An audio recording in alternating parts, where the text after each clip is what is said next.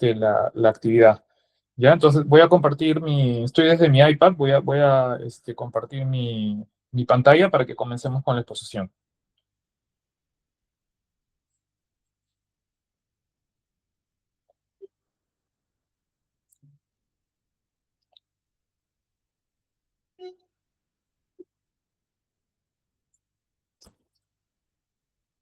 A ver, ¿me confirman si pueden ver mi pantalla? Sí, doctor, sí, sí. Ok, perfecto. Bueno, entonces vamos a comenzar. Mi nombre es Kevin Briceño Santillán, soy médico neumólogo del Hospital Almenara. Tengo un máster en enfermedad pulmonar intersticial difusa. Actualmente estoy como un invitado a la docencia en la Universidad Nacional Mayor de San Marcos, donde hice mi posgrado, mi especialidad. Bueno, y se me ha encargado que hagamos esta revisión, este cursillo acerca de este tema tan importante que es el análisis de gases arteriales. El análisis de gases arteriales es un examen de los más básicos en la actualidad. Todo profesional de cualquier especialidad debería tener conceptos mínimos para poder interpretarlo adecuadamente. Es decir, no es necesario que sea un neumólogo el que venga a interpretar el AGA o un intensivista para que se puedan dar diagnósticos y directrices conforme al caso del paciente. Entonces la pregunta sería, ¿qué es lo que evalúa el análisis de gases arteriales? Y se dividiría en tres tipos de evaluación. Primero, la ventilación. ¿Con qué parámetro? Con la presión arterial del CO2, el PaCO2. Recuerden que el PCO2 siempre se está eliminando, ¿no? Es un producto del metabolismo de los organismos que consumen oxígeno y por lo tanto, si yo consumo oxígeno y tengo una actividad metabólica, elimino el CO2. ¿Cómo lo hago? Bueno, a través de la ventilación, sobre todo de la expiración. Cuando una persona tiene alteraciones en la ventilación, comienza a tener retención de CO2, o sea, dificultad para eliminar. El segundo punto que evalúa el análisis de gases arteriales es la oxigenación. Esto es al revés, ¿no? El CO2 sale y el oxígeno ingresa al organismo. ¿Cómo? A través del alveolo y de la membrana alveolo-capilar que se encuentra en el pulmón. A partir de ahí se distribuye a todo el organismo para que cada órgano que tenemos en nuestros sistemas, dependiendo de su actividad, utilice el oxígeno como uno de los combustibles para la función que se le ha dado, ¿no? Entonces, esos son dos puntos que están relacionados directamente con la función respiratoria, ¿no? Y nótese que digo respiratoria y no digo necesariamente pulmonar, porque por ejemplo en la ventilación tenemos alteraciones que no son pulmonares, pero que sí son respiratorias. Por ejemplo, personas que tienen una cifoescoliosis marcada. Por ejemplo, personas que tienen miastenia gravis, que es una enfermedad neurológica, y que no ventilan, no porque esté dañado el sistema respiratorio, sino porque el sistema neurológico que activa los músculos respiratorios es el dañado. ¿Ok? Entonces, estos dos están directamente relacionados. El otro, que es el equilibrio ácido-base, no solamente va a depender del pulmón, sino que también va a estar condicionado por mucho de lo que hace sobre todo el riñón en lo que se refiere al manejo de las bases.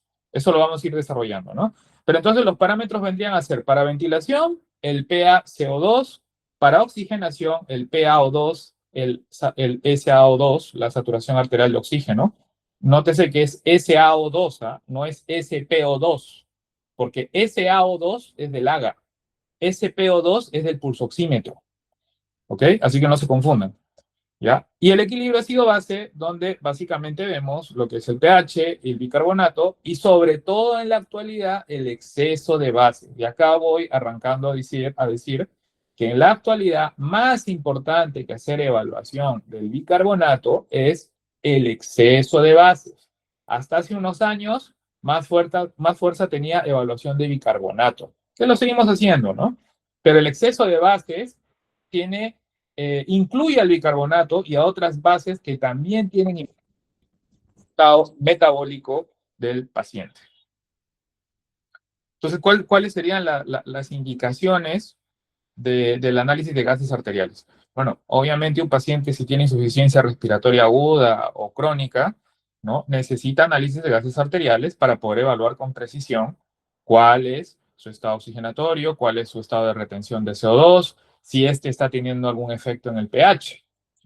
¿No? Si el paciente, por ejemplo, llega por emergencia y yo lo veo muy grave y quiero llamar a la UCI para que lo meta a ventilador, tengo que tomarle un AGA.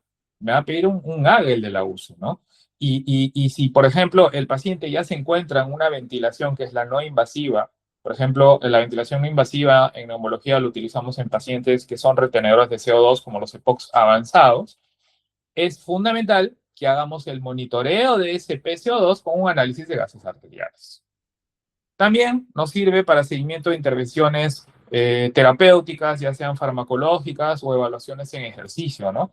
Tenemos algunos test de saturación en neumología que la realidad no le hacemos en el país porque requiere varios recursos complejos que no tenemos en los hospitales nacionales ni de salud ni de MINSA para hacer pruebas de esfuerzo, por ejemplo, respiratorio con un catéter para gases arteriales y estar tomando muestras, no lo hacemos, pero en otros países sí. Pero igual de importante, e incluso digamos más importante que saber las indicaciones, están las contraindicaciones. Las contraindicaciones, las cuales muchas son absolutas. Vamos a ver ahorita en un momento lo que es la prueba de Allen.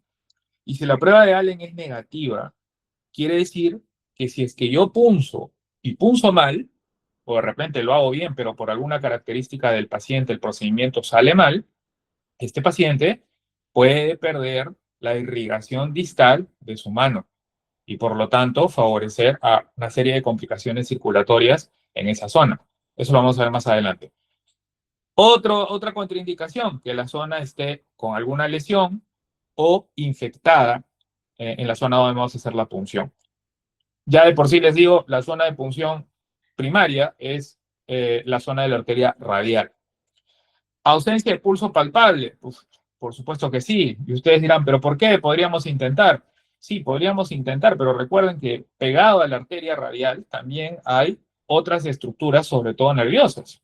Entonces el paciente podría lesionarse a nivel neurológico y luego, bueno, ya estamos en una época en la medicina en la cual todo se sabe, ahora está con la IA esto, el paciente pregunta a la IA, la IA le va a decir, no te vieron hacer, y uno se termina ganando un proceso eh, legal innecesario, ¿no? Entonces, siempre conversar con el paciente, con la familia, decirle, mira, no le puedes sacar porque pasa esto, siempre acostumbrarse a comunicar las cosas claramente con el paciente y con los familiares. Si hacemos eso, nos vamos a librar de muchísimos problemas. La gran mayoría de problemas legales que los colegas tienen, ¿no? Es porque no se comunicaron bien con el paciente, no le explicaron bien. Y el paciente, desde su ignorancia de la medicina, aceptó y no entendió que habían riesgos, aunque eran pequeños, pero existían, por ejemplo. Ya. Otro tema es que el paciente tenga una presencia de una fístula arteriovenosa, ¿no? Que algunos pacientes que reciben diálisis, pues la tienen, ¿no? No tendría sentido porque va a ser una sangre que está fistulizada, ¿no? Hay una comunicación arteriovenosa, no va a ser sangre arterial, sino sangre arterial y venosa la que vamos a obtener. Y otra muy importante es cuando el paciente tiene coagulopatía grave, o está con anticoagulación de dosis medias o altas. ¿Cómo es que hacemos el procedimiento, no? En primer lugar, deberíamos de tener una aguja adecuada. Yo sé que en el Ministerio de Salud, por lo menos cuando yo fui interno, lo que hacíamos era coger una de esas jeringas de tuberculina y le poníamos un poquito de heparina, ¿no? Botábamos la heparina, quedaba heparinizada la jeringa, y con eso tomábamos la muestra, ¿no? Pero claro, eso era una situación que no es regular, ¿ya? Si, por ejemplo, fuera sometido a algún tipo de auditoría, ese procedimiento sería no apto, ¿no? Y esto se los digo a ustedes porque van a recibir mucha información de otros colegas, ¿no? Y ustedes tienen la libertad de balancear lo que reciben. Y pasa que en nuestro país se hace mucho medicina a lo héroe, entre comillas, ¿no? Pensando que porque resuelvo los problemas de una manera artesanal, estoy haciendo bien. Y la realidad es que eso, cuando luego se llega a la parte legal, no tiene sustento y el que pierde es el médico, por más que tenga buenas intenciones. Así que ahora que hay tanta información, hay que estar bastante atentos con este tema, ¿no? Entonces, hay jeringas heparinizadas para AGA que vienen con presión negativa, con un émbolo, muy parecidas a la que vemos aquí en la imagen, ¿no?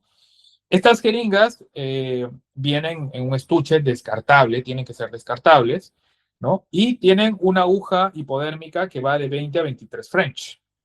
El paciente debería estar en reposo, obviamente sin ejercicio intenso previo, con estabilidad hemodinámica, porque si no se va a dificultar la obtención de la muestra. Si viene de manera ambulatoria para tomar un análisis de gases arteriales, no debería haber fumado las 2 horas antes. Y si, por ejemplo, yo quiero evaluar cuál es el estado basal oxigenatorio del paciente, debería esperar por lo menos unos 20 minutos haber suspendido el oxígeno. Ustedes dirán, pero ¿en qué tipo de paciente, por ejemplo, haría eso? Por ejemplo, ¿qué sucede? Hay pacientes que tienen una enfermedad de base, digamos EPOC, hacen una neumonía y quedan con oxígeno al alta, ¿no? Después de 2 semanas se les da de alta con oxígeno. Pero luego de un mes ya el paciente ha mejorado, se ha estabilizado, ha recuperado su función pulmonar. Y necesitamos estar seguros si es que le vamos a retirar el oxígeno. Por lo tanto, en un ambiente adecuado, suspendemos el oxígeno y tomamos el análisis de gases arteriales para comprobar y justificar nuestro retiro de oxígeno del paciente. Claro, habrán otros casos donde a los pacientes no se les podrá retirar el oxígeno y seguirán utilizando. ¿Ya? Pero si queremos ver cuál es el estado basal del paciente, sin oxígeno deberíamos de esperar 20 minutos. A ver. Esto de acá es para que vean la evaluación de la circulación colateral, ¿no? Hay que tapar las dos arterias, tanto la radial y la cubital, hasta que la mano del paciente quede pálida. Y luego, tapando la radial, destapar la cubital. Y en menos de 10 segundos debería de haber recuperado su color esa mano del paciente. Si el paciente recuperó, entonces, genial, no hay problema. Si tiene alguna complicación con la punción, ¿no? La cubital va a ser capaz de irrigar esa mano. Entonces, ¿cómo se hace la introducción de la aguja de AGA? Miren el dibujito que he puesto, ¿ya? Miren, la mano está aquí, ¿no? Se ve claramente la mano que está en este extremo, en el extremo izquierdo. Y hacia el lado derecho, podríamos decir, estaría la cabeza del paciente, ¿no? Hacia ese lado, en dirección cefálica. Vemos que la jeringa está ingresando, bueno, en 45 grados, eso es correcto, tiene que entrar en 45 grados, con el bisel hacia arriba, pero en dirección hacia la mano. Eso es incorrecto. ¿Por qué es incorrecto? Porque lo que tú tienes que buscar es aprovechar el flujo de la propia sangre arterial para llenar la jeringa. Y el flujo viene desde la zona cefálica hacia la mano. No es que viene de la mano hacia la zona cefálica. Entonces, esta jeringa está mal colocada. 45 grados está bien, pero el bisel hacia arriba está bien, pero lo que está mal es la dirección en la que está ingresando. Y una cosa importante, una vez que hemos hecho el análisis de gases arterial, eso pasa mucho incluso con mis residentes a veces, le toman el análisis de gases arterial, le ponen un algodón y le ponen ahí una cintita chiquita, con nada de presión, ni siquiera le ponen presión al algodón que han colocado, ¿no?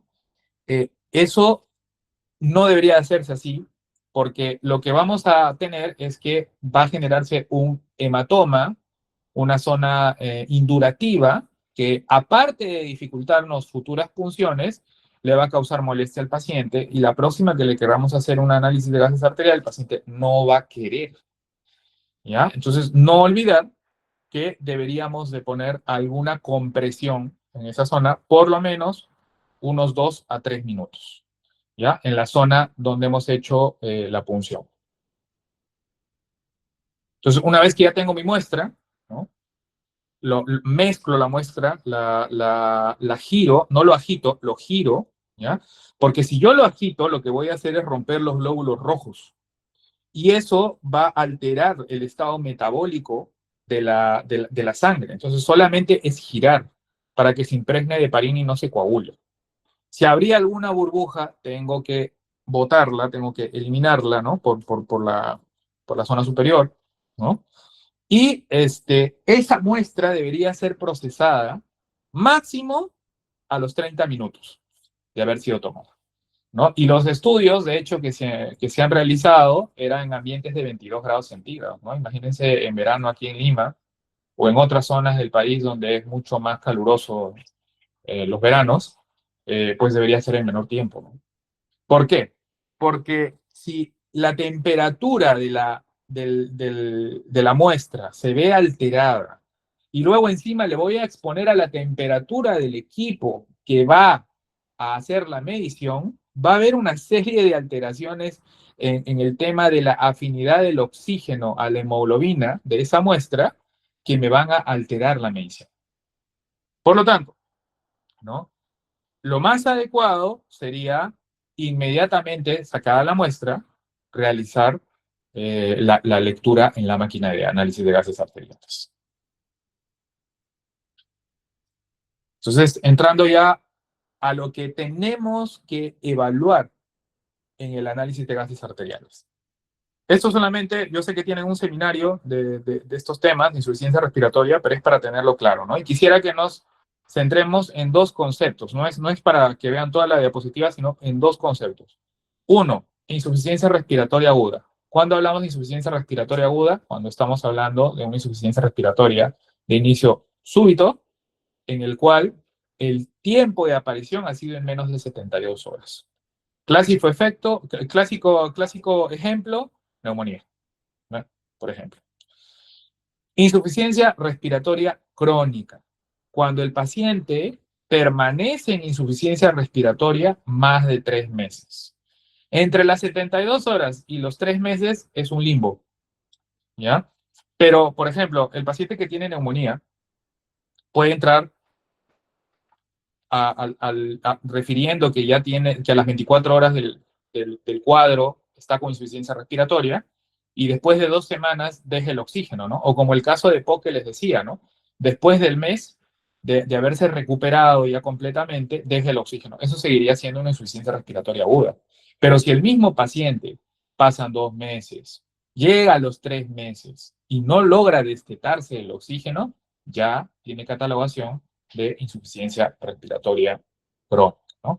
Esto se da sobre todo en pacientes que tienen enfermedades predisponentes, ¿no? Llámese POC, EPIC, cáncer de pulmón, etc. Entonces, lo que nos interesa acá, además de este tema del tiempo, es ver la parte de la oxigenación. La oxigenación la vamos a evaluar con el PaO2, la presión arterial de oxígeno. Y cuando ésta se encuentra menos de 60 milímetros de mercurio, estamos hablando de insuficiencia respiratoria. ¿Ok? Si el paciente cumple ese criterio, estamos hablando de una insuficiencia respiratoria tipo 1 o hipoxémica. Si el paciente, por el contrario, no tiene disminución de la PO2, la PaO2 está más de 60, pero el CO2 se ha elevado más de 50, incluso algunos dicen ya más de 45, ¿no? Pero más de 50 vamos a tomarlo, ¿ya? Estamos hablando de una insuficiencia respiratoria hipercápnica o tipo 2.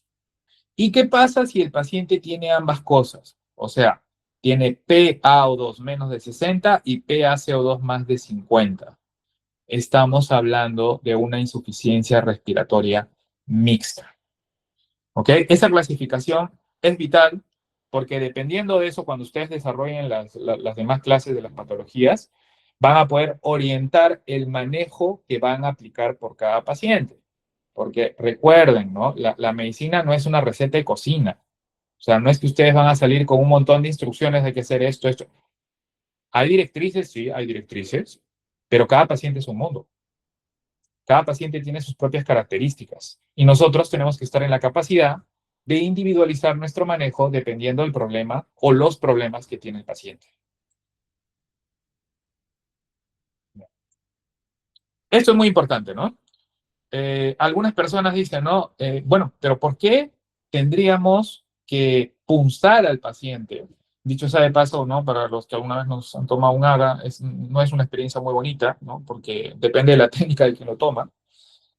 Por más que haga todo el procedimiento, si por A o B no punza, no agarra la primera, te vuelven a punzar y es doloroso, ¿no? Entonces, está la pregunta, ¿no? ¿Por qué habría que preferir hacer un AGA y no quedarnos solamente con una pulsoximetría? ¿No? La pulsoximetría es muy útil, ¿eh? No estoy diciendo que no, pero hay situaciones donde la pulsoximetría ve su confianza muy disminuida. Por ejemplo, que el paciente tenga vasoconstricción periférica o que esté chocado. Ya no es confiable esa pulsoximetría. Si el paciente tiene saturaciones extremas muy bajas, por ejemplo, menos del 70%, no es confiable. Si hay hemoglobinas anómalas, como la elevación de carboxihemoglobina por la intoxicación de monóxido de carbono o la metahemoglobinemia, ¿no? Eso, por ejemplo, también no va a ser confiable esa evaluación por pulsoximetría.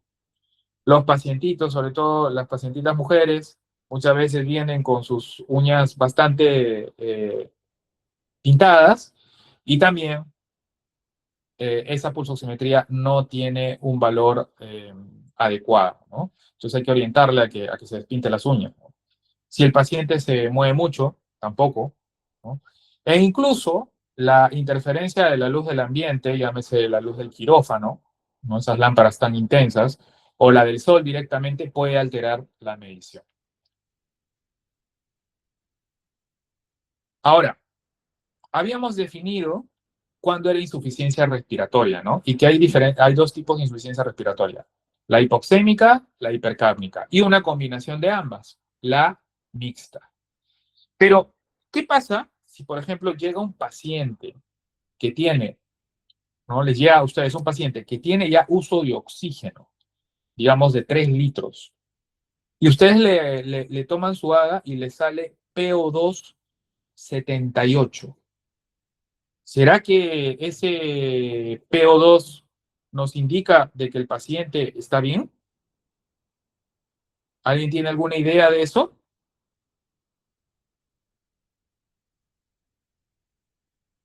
Es que, ¿qué tal, doctor? Buenas noches. Buenas noches. El valor del oxígeno ahí está modificado debido a la oxigenación constante que tiene el paciente. Muy bien. ¿Y qué parámetro habría que utilizar? El PAFI. Muy bien, exactamente, ¿no? Entonces, nosotros, cuando hacemos la evaluación de un paciente que ya se encuentra en oxigenoterapia, les estoy planteando un ejemplo, pero también esto podría pasar en la UCI, ¿no? O en una unidad de cuidados intermedios, donde hay pacientes con oxigenoterapia. ¿Cómo vamos a catalogar la severidad de la insuficiencia respiratoria? Dependiendo del PAF, que también sale en el área. Pero para eso, ¿no? Futuros doctores, ustedes cuando solicitan el ADA tienen que poner ahí el FIO2 al cual se encuentra el paciente. Porque nos pasa mucho eso, ¿no? Vamos a ver al paciente, nos muestran un ADA que dice FIO2 21, un PO2 excelente, 90.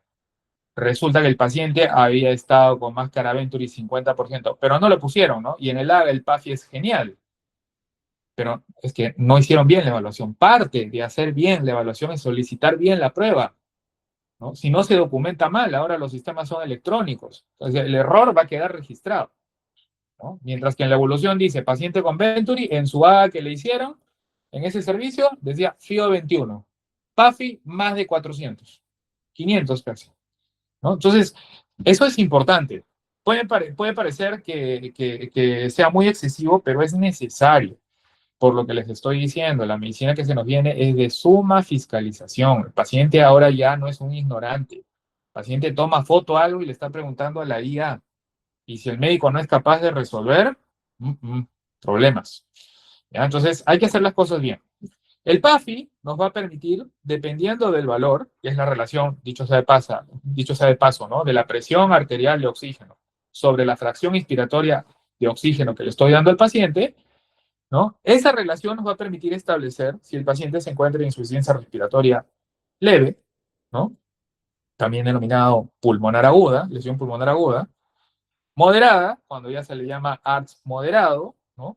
Y severa, cuando es un ARTS ya severo, ¿no? De pésimo pronóstico. Todo paciente que tiene un PAFI menos de 150, yo ya estoy pensando que me va a ir mal.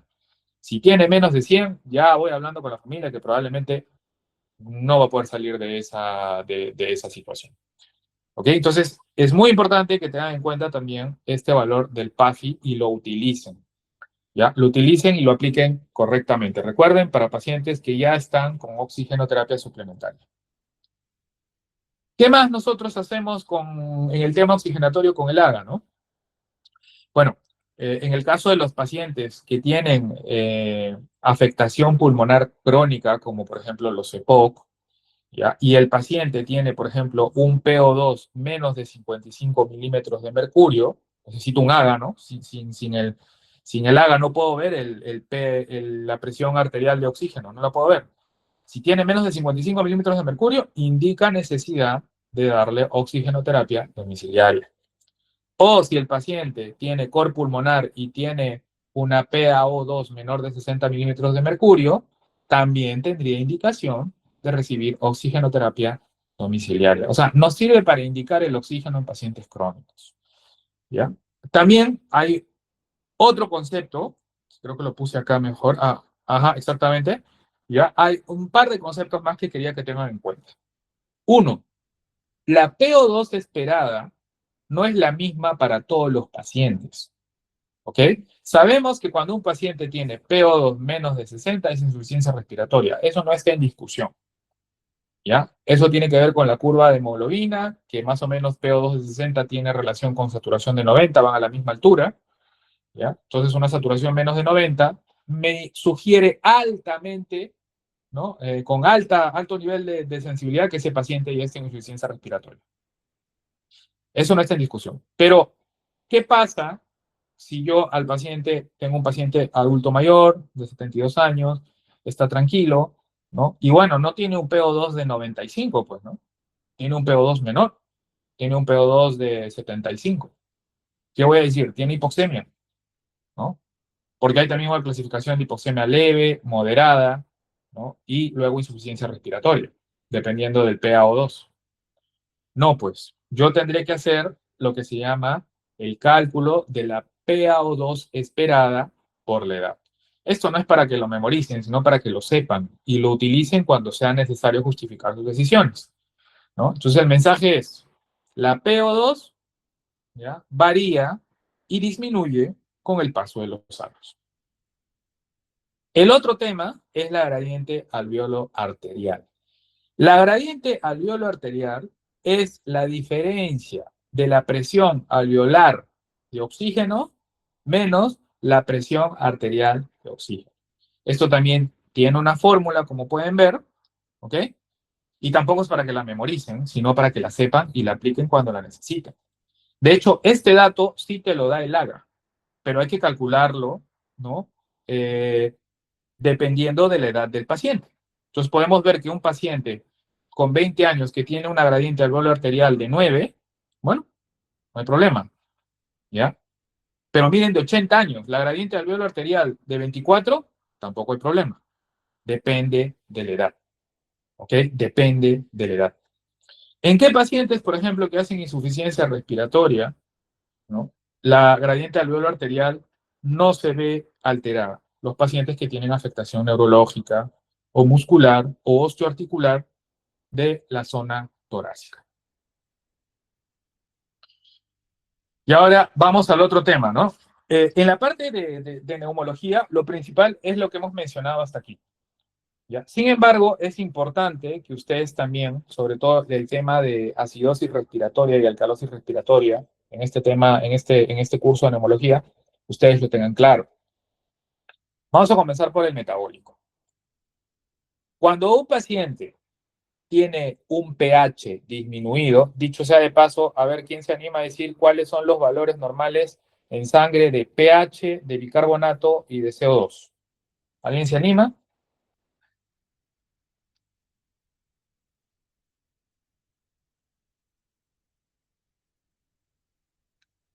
A ver, ¿quién se anima? Nadie. ¿Podría repetir, doctor? Disculpe, es que no lo escuché bien. ¿Cuáles son los niveles normales o basales del pH, del PCO2 y del bicarbonato en sangre?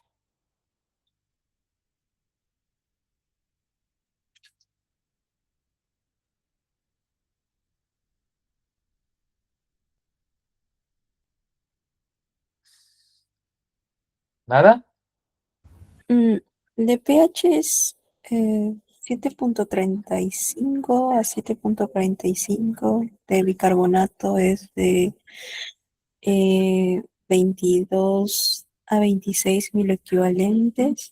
Y de CO2 era de eh, 36 a 32, creo. Me estoy equivocando con ese último valor. Ya, bueno, más o menos, ¿ya? Más o menos. Los valores son, ¿no? En el caso del pH de 7.35 a 7.45, ¿no? El valor, digamos, esperado es el 7.4. En el caso del bicarbonato es de 22 a 26. Y en el caso del CO2 es de 35 a 45. Entonces, cuando hablamos de alguno de estos trastornos, eh, lo que va a pasar es que el pH se va a ver afectado. Por ejemplo, en una acidosis metabólica, ¿qué es lo que vamos a tener? El pH va a estar disminuido, ¿ya? pH disminuido, y como es metabólico, quien va a estar disminuido es el bicarbonato. El CO2 no, porque el CO2 cuando disminuye, más bien lo que hace es dar alcalosis respiratoria. El CO2 va a disminuir porque intenta compensar la acidosis que genera la disminución de bicarbonato.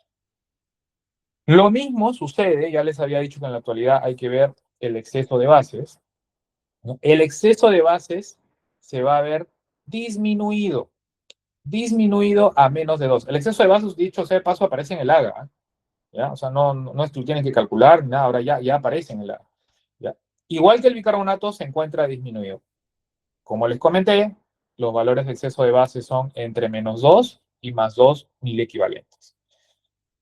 Entonces, esto es una acidosis metabólica. Una alcalosis metabólica es al revés. El paciente va a tener un pH elevado, o sea, mayor de 7.45. El bicarbonato se va a elevar, por lo tanto el exceso de bases también. Y el CO2 lo que va a hacer es elevarse para tratar de compensar esa alcalosis, ¿ok? Esa alcalosis, porque recuerden, cuando aumenta el CO2, esto lo que condiciona es un estado acidótico. Pero aquí lo que está haciendo es tratando de compensar porque el bicarbonato se ha elevado, aumentando el pH y causando alcalosis metabólica. En la parte respiratoria, que es la que más nos interesa, ¿ya? ¿Qué es lo que sucede? Cuando el PCO2 se eleva, por ejemplo, por hipoventilación, el pH va a disminuir, va a haber acidemia. Y como consecuencia de eso, el bicarbonato va a comenzar a elevarse para tratar de compensar la elevación de CO2 que está causando acidemia. Ahora, ¿cómo evaluamos el exceso de bases? Cuando es agudo, cuando la elevación del CO2 que causa acidemia es aguda, no le da tiempo al exceso de bases para responder. Por lo tanto, suele ser normal. Pero cuando ya pasan más de 48 a 72 horas, ya comienza a subir para compensar esta elevación del CO2. ¿Ok? Entonces, nuevamente, ¿no? Cuando hay acidemia, pH disminuido, por elevación de CO2, el bicarbonato se va a elevar y el exceso de bases también, pero va a demorar. Va a demorar 48 a 72 horas. Al inicio puede ser normal. Perdón. Al revés, alcalosis respiratoria. El pH se va a elevar. ¿Por qué? Porque el PCO2 va a disminuir, o sea, el paciente hiperventila. El bicarbonato, para compensar esa alcalosis, se va a comenzar a eliminar y va a comenzar a disminuir en sangre. Pero luego, el exceso de bases también, ¿no?, va a disminuir, aunque en las primeras 48 o 72 horas, como sucede también en la acidosis respiratoria, puede ser normal. Y luego ya disminuye igual que los valores de bicarbonato. O sea, básicamente lo que tenemos que evaluar es eso: pH, PCO2, bicarbonato y lo que es el exceso de bases. En la actualidad también les recomiendo, ¿no? Cuando antes había la necesidad de todas maneras de ver a un paciente en vivo para, para aprender, ¿no? Pero ahora con la tecnología, no sé si lo han probado, ustedes pueden pedirle a la IA, lo que sí les recomiendo que sea paga porque las gratis tienen muchos errores, ¿no? Le pueden pedir que les haga exámenes o que les haga ejercicios para que practiquen su interpretación de este tipo de exámenes. Les va a ayudar para eso. Cosa cuando que en la vida real ustedes ya se enfrenten a una situación, van a tener la rapidez y la experticia, ¿no? Porque esto no se va a aprender simplemente porque yo se los diga ahorita. Ustedes tienen que practicarlo. Tienen que practicarlo para que se interiorice y sea parte de sus habilidades. ¿Ya? Entonces, más o menos para repasar, ¿no? Lo que hay que ver en el caso del estado metabólico: ver el pH, ver el PCO2 y el exceso de bases. El bicarbonato también, pero como les comenté hace un momento, en la actualidad ya hay una tendencia a que la mayoría de recomendaciones van a evaluar sobre todo el exceso de bases, que es más preciso y que no solamente evalúa el bicarbonato, sino que otras bases. ¿Ya? Lo mismo que habíamos dicho hace un momento: pH menos de 7.35, estamos hablando de acidemia; pH más de 7.45, alcalemia; y en el caso del CO2, cuando disminuye menos de 35, alcalosis; y cuando aumenta más de 45, acidosis. Lo del exceso de bases, ¿no? ¿Cómo lo aplicamos en un trastorno respiratorio detectado? El paciente llega con un trastorno respiratorio y yo quiero saber si esto es agudo o crónico. Tengo que ver el exceso de bases. Si el exceso de bases es normal, estamos hablando que el paciente está en las primeras, bueno, algunos dicen menos de 24 horas, 48, 72 horas es lo más tomado, ¿no? Si el exceso de bases en una acidosis respiratoria todavía es normal, significa que estamos en un evento superagudo dentro de las 24, 48, 72 horas. Si ya el exceso de bases ha comenzado a responder, en este caso si es una acidosis, o sea, aumentó el CO2, ¿no?, va también a tener una respuesta de aumento el exceso de bases, entonces ya estamos hablando de un evento crónico, más de 48 a 72 horas, ya está yendo a la compensación. Entonces, así se aplica el exceso de bases. Esto también es un algoritmo más o menos para ver lo mismo, ¿no? Siempre acá estamos hablando de los trastornos que son respiratorios, ¿ah? Porque cuando el problema es principalmente el bicarbonato, eso le corresponde más que todo al nefrólogo, porque es una cuestión metabólica y regulada por el riñón, ¿no? Nosotros nos estamos orientando más hacia la parte de lo que es el PCO2, porque es lo que incluye a la función pulmonar respiratoria. Entonces, si el pH es normal, el PCO2 es normal y el exceso de bases es normal, gasometría normal. Si el pH es normal, el pSO2 es normal y el exceso de bases es anormal, quiere decir que ese paciente debe tener alguna alteración metabólica, pero que se está compensando. Por eso el exceso de bases está presente y el pH es normal y el pSO2 es normal. ¿Qué pasa si el pH es anormal? Vemos el pSO2. Si el pSO2 es normal, entonces hay una alteración metabólica. Puede ser acidosis o alcalosis, ¿no? Porque acá estamos hablando ya de un pH anormal. Por lo tanto, el paciente o tiene acidosis o tiene alcalosis. Pero si el pSO2 está normal, estamos hablando de una alteración metabólica. Si el pSO2 es anormal, entonces vamos a ver si este trastorno respiratorio es agudo o crónico. Si es agudo, entonces el exceso de bases va a ser normal, no se va a alterar, no va a cambiar. Pero si es crónico, ahí sí va a haber variación. Y ya para ir terminando, esto también, esto de acá, sinceramente les digo, nos falta aplicarlo más. Nos falta aplicarlo más porque conlleva un tema de aplicar fórmulas y digamos hasta todo lo antes que he dicho es lo que usualmente hacemos en las diversas áreas hospitalarias. Pero ¿qué sucede? Que el organismo tiene un nivel de expertise para controlar y tratar de mantener todo en orden que es sorprendente, ¿no? Es sorprendente, es impresionante la fineza que tiene para poder mantener y funcionar lo más normalmente posible. ¿Qué pasa? Si yo tengo un paciente con acidosis metabólica, quiere decir que ese paciente tiene un pH disminuido, que tiene un bicarbonato disminuido, ¿ok? Entonces, ¿quién va a tratar de compensar? El CO2. El CO2 lo que va a hacer es disminuir. ¿Para qué? Para tratar de compensar esa acidosis metabólica. Aplico la fórmula y ese es mi PCO2 esperado, ¿no? Con un rango de más menos 2. Ese es el rango. Si el PCO2 que yo veo está en ese rango, ahorita vamos a ver unos ejercicios, ¿no? Entonces estamos hablando de una acidosis metabólica pura.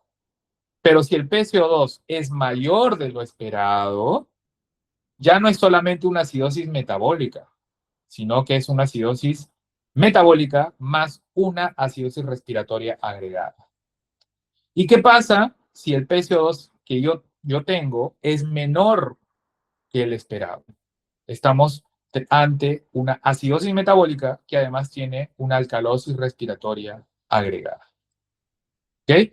Entonces, esta fórmula nos permite establecer con mayor precisión si el paciente está con un solo trastorno metabólico o tiene dos trastornos, porque la compensación no se está haciendo bien. Ahorita lo vamos a ver más claro, ¿no? Por ejemplo, caso 1, un paciente con falla renal aguda y cetoacidosis. Tiene un pH de 7.15, o sea, está en acidemia. ¿Ok? ¿Ya?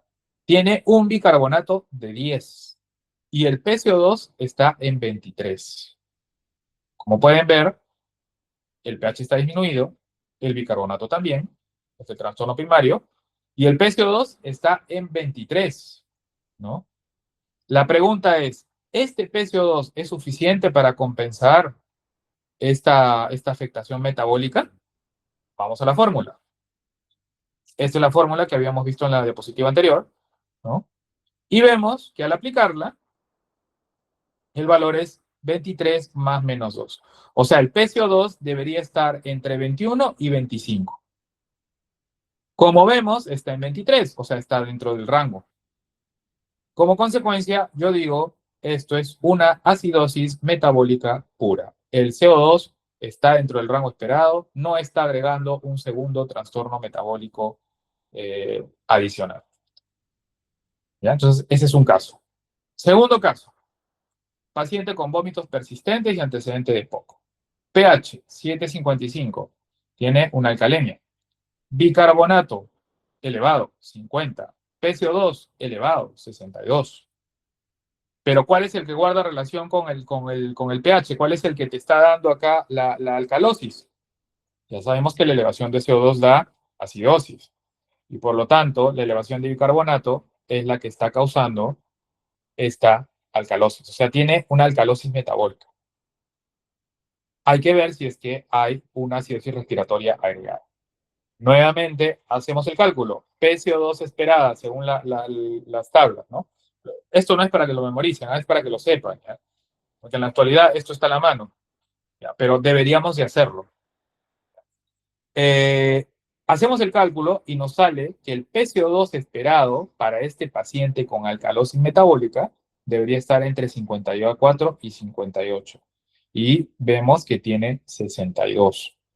Entonces, es un paciente que tiene alcalosis metabólica más acidosis respiratoria agregada. ¿Ya? ¿Por qué? Porque está fuera del rango del PCO2 esperado. Ahora, tercer caso, paciente con EPOC estable con hipoventilación crónica. pH 7.36, PCO2 60 y bicarbonato 32. El exceso de bases está en más 8. Habíamos dicho que era más 2 a menos 2 los valores normales, ¿no? O sea, de por sí ya yo veo que esto es crónico, ¿no? Esto es crónico porque está alterado el exceso de bases en un paciente que si bien tiene un pH normal, está tendiendo hacia la acidemia, ¿no? Está 7.36 y con PCO2 elevado. Hacemos el cálculo, ¿ya? De cuál, en este caso habíamos dicho que en las alteraciones respiratorias el que deberíamos de utilizar era el exceso de bases. Hacemos el cálculo del exceso de base esperado. Habrá sido demasiado, habrá sido muy poco este valor de exceso de bases para este pH con este PCO2. Vamos a ver, se hace el cálculo, ¿no? PCO2 real menos 40 por 0.4 y nos sale más 8 mil equivalentes, lo que tiene el paciente en su AGA. Por lo tanto, es una acidosis respiratoria crónica pura. ¿Ok? Muy bien, entonces, hasta aquí hemos llegado en la exposición. A ver si tienen alguna pregunta.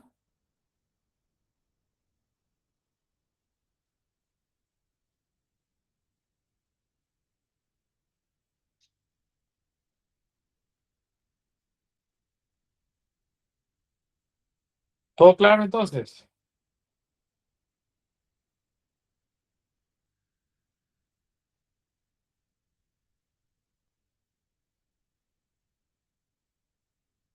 Doctor, buenas noches. Tenía una consulta en el caso de lo que vendría Dígame. a ser, sí, en el caso de lo que vendría a ser el anion gap, por ejemplo, cuando está normal o elevado, también hay, ah, o sea, hay que tomar en cuenta lo que vendría a ser el bicarbonato esperado también, y creo que también había un trastorno cuando los anion gap estaban alterados, ¿no? Sí, podría explicar esa parte. Claro, lo del anion gap, mira, a ver, ordenemos un poquito, ¿no? O sea, el anion gap es un valor calculado, ¿no? Que es la diferencia de los cationes con los aniones, ¿ya? Y sobre todo, esto de aquí se estudia en acidosis metabólicas, no en acidosis respiratorias. Hay una fórmula que es el sodio menos el cloro más el bicarbonato, ¿no? Y el valor usual está entre 8 y 12 mil equivalentes aproximadamente. ¿Ya? Entonces, dependiendo de esos valores, ¿no? Se puede catalogar si la acidosis es anion gap elevado o no lo es, ¿no? Y dependiendo de eso, se puede clasificar al paciente como una probable causa de su alteración metabólica acidótica, que podría ser una cetoacidosis, una acidosis láctica, insuficiencia renal, etcétera, ¿no? Y, por ejemplo, cuando el anion gap es normal, ya en ese caso más bien está relacionado con, por ejemplo, pérdidas digestivas, ¿no? La diarrea, por ejemplo, con una diarrea es muy, muy importante, ¿no? Pero ese tema es más que todo para la parte metabólica, ¿no? Nosotros en la parte respiratoria lo usamos en nuestra unidad de cuidados respiratorios, ¿no? Pero no es propiamente el uso del AGA para la parte respiratoria. Gracias, doctor. Ok, ¿alguna otra consulta?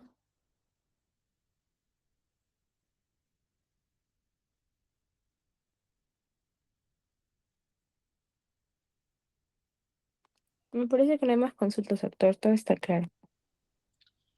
Muy bien, entonces damos por finalizado la exposición.